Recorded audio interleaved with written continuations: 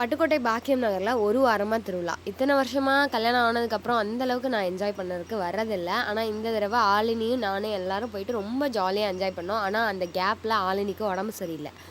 அப்பையும் எங்கள் ஆலினி சும்மா இல்லாமல் டான்ஸ் ஆடிட்டு தான் இருந்தா. அந்த விலாக் தான் இது. டாட்டா.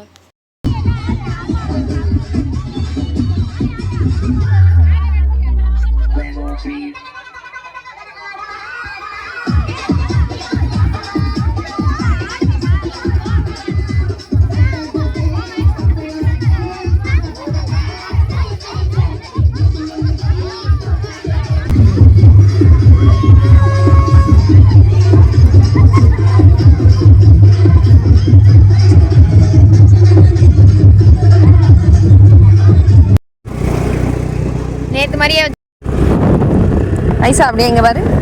ஆளு இங்கே பாரு. ஆளே